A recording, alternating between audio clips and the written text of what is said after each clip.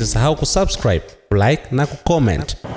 Nafikiri mnafahamu na mnakumbuka kwamba hapa mahakamani kuna kesi namba 83/23 ya mwaka 2025 maarufu kama kesi ya mgogoro wa mali za chama, kesi iliyofunguliwa na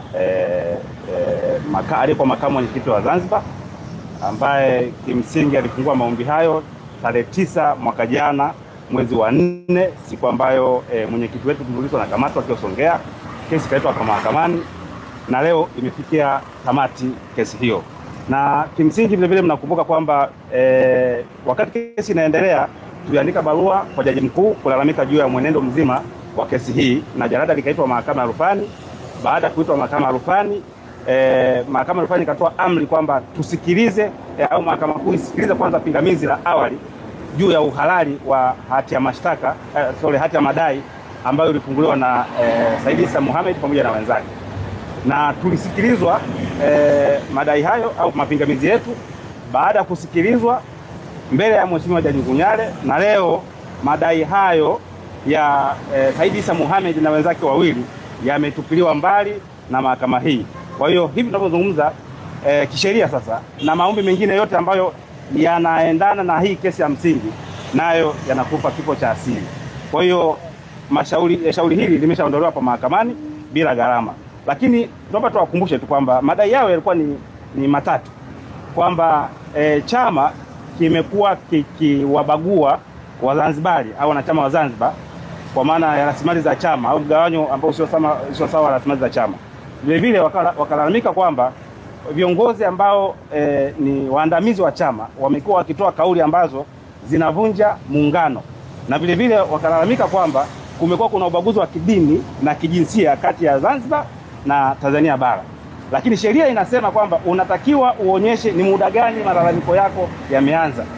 Sasa kwenye hati yao ya madai hawakuweza kuonyesha malalamiko yameanza wakati gani, na mahakama imesema imeshindwa kujua msingi wa malalamiko yao umeanza tarehe ngapi na muda na lini. Sasa kisheria unatakiwa uonyeshe muda ambao malalamiko yameanza. Sasa kwa kuwa wameshindwa kuonyesha muda wa hayo malalamiko ambayo nimeshataja, tafsiri yake ni kwamba maombi hayo yanakosa uhalali wa kisheria ukaendelea kuwepo hapa mahakamani. Na leo hii ndio tumefika tamati ya kesi hiyo, na sasa chama bado kipo huru kuendelea kufanya shughuli zake za kisiasa. Nimemaliza. Naam, ndugu wa Tanzania wenzangu na wanachadema wenzangu, siku ya leo, tarehe ya leo ni ya kipekee sana. Kesi hii wakati inaanza namba 83/23 ya mwaka 2025, wakati inaanza, toka awali tulisema kesi hii haikustahili kabisa kuwepo mahakamani.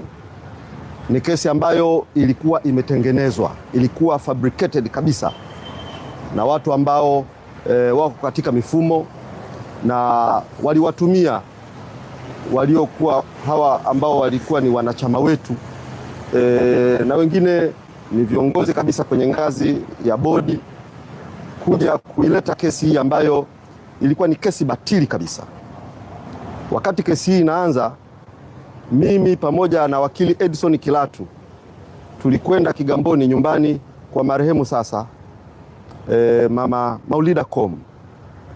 Alituambia kwa maneno yake na akatutajia majina ya watu watatu waliokwenda nyumbani kwake wakimshawishi awe sehemu ya kesi hii, lakini walimpotosha kwamba unasaini nyaraka tu ili Zanzibar ipate mgao wa fedha ambao watu wa Tanganyika wameupata. Mtoto wa huyu mama alinipigia simu mimi akaniambia mama yangu ni mtu mzema amepotoshwa. Kwa tulivyokwenda, huyu mama alinisimulia haya mambo yote na akasaini kiapo cha kusema ukweli. Akanitajia majina ya hao watatu,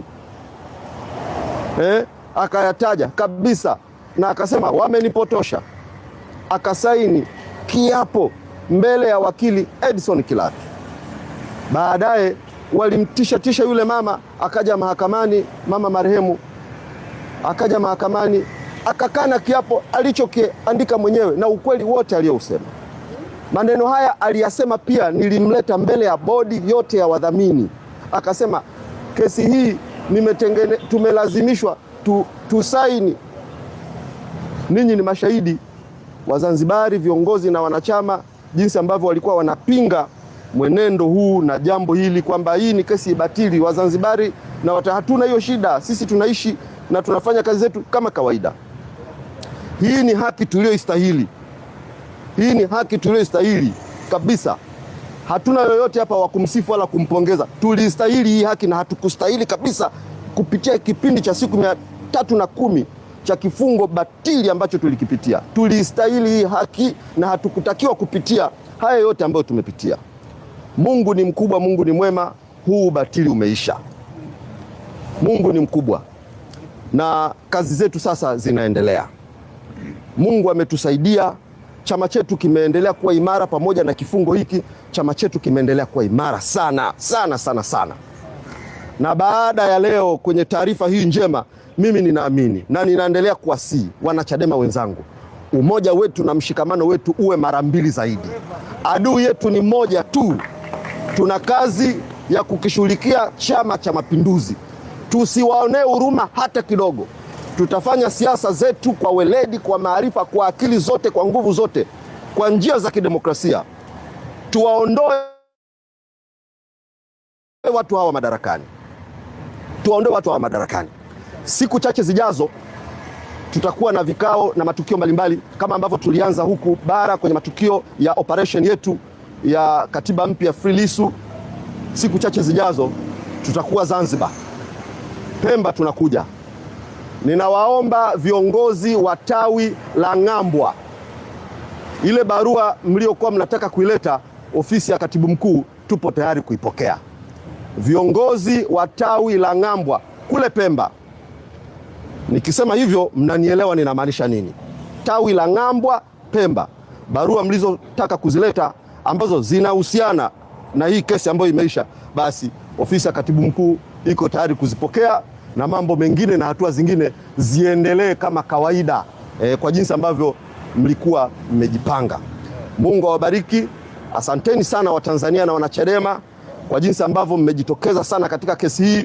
Watu walikuwa wanasafiri kutoka mikoani, walikuwa wanakuja kufuatilia kesi hii, wanajilipia nauli wenyewe, wanajilipia malazi wenyewe, wanakuja kufuatilia kesi hii, walikuwa wanazuiwa.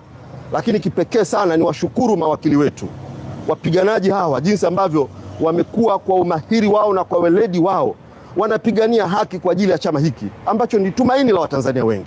Kwa hiyo ni kushukuru sana mwanasheria mkuu wa chama chetu, wakili Dr. Rugemeleza Nshala, kwa jinsi ambavyo umekuwa committed, umekuwa mwanasheria wa kipekee katika kipindi hiki na zama hizi. Niwashukuru mawakili wengine wetu wote, wakili Hekima ambaye toka kesi hii inaanza amekuwa nayo mpaka leo hii, kila siku yuko mahakamani akifuatilia kesi hii. Kwa wakili Hekima, kwa kweli Mungu akubariki sana kwa kujitoa kwako, kwa commitment yako. Nasikia mtu anasema ameshabarikiwa, basi pokea hizo baraka. Umeshabarikiwa tayari. Na mawakili wengine wetu wote, Dickson, na wengine wote ambao wamekuwa kwenye lile dawati. Nadhani mnahitaji kupata picha pamoja mawakili wote kwenye lile dawati lenu, ili Watanzania wawaone na wawape maua yenu. Hii kesi ni ya watu jamani. Mmekitetea chama hiki kwa umakini na kwa umahiri uliotukuka sana. Kwa niaba ya chama hiki, viongozi wakuu ambao ninajua kwa taarifa hii itakuwa ni furaha sana kwao, kamati kuu ya chama chetu, wajumbe wa baraza kuu la chama chetu, wajumbe wa mkutano mkuu wa chama chetu, Watanzania wote, tunamshukuru Mungu kwamba hatimaye bendera ya shetani tumeizika chini. Sasa kivumbi kinaendelea, operation ya katiba mpya, Free Tundu Lissu now. Mungu awabariki na asanteni sana. Ili kwa wa kwanza kupata habari zetu, tafadhali usisahau kusubscribe, like na kucomment.